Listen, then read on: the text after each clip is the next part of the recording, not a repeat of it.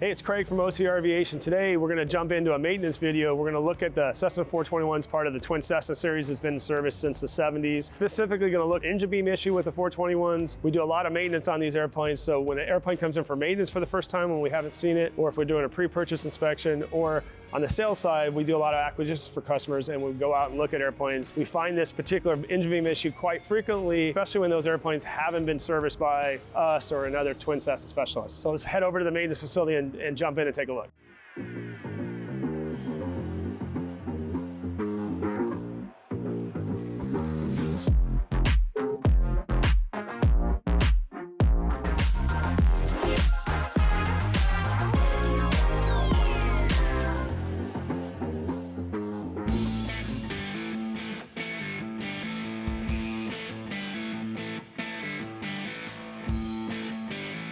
In front of a 1981 421 that's halfway through this repair. We work on a lot of these airplanes. We probably did 6 or 7 airplanes last year to repair this damage. So what this is you're looking at is engine beams on a 421. What happens is the rivets that hold the beam together have a tendency to pop. And what we find when we look at them is the pop rivets, so this beam is actually loose and the rivet's actually up, ripped through, and sometimes even completely gone. Or as there is in this case, somebody came in here and repaired. You see these rivets here that are smaller with a hole. Their Max rivet doesn't have the same strength as the original rivets, and truthfully, it's not an approved repair. And what's done so far, obviously the engine's out.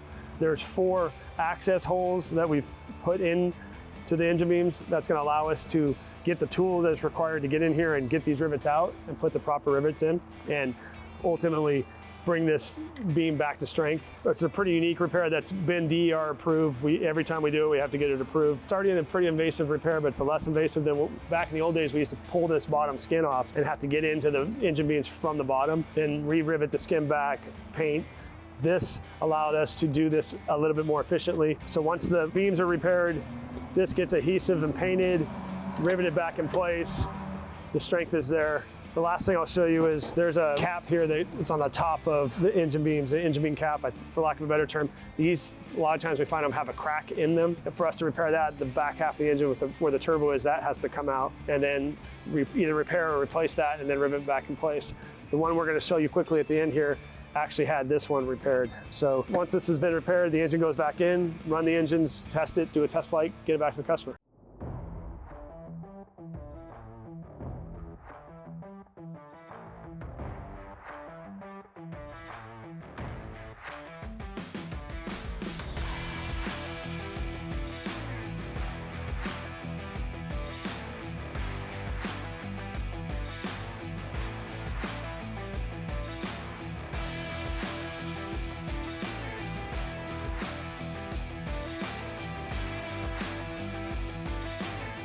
Okay, here we're in front of a 1977 421. This is one that we had done that repair on. We actually did on this one, both engines. It just got completed a couple weeks back. What you can see here is engine beams on there secure. You'll see a little bit larger rivet heads, solid state rivets. So this has been repaired.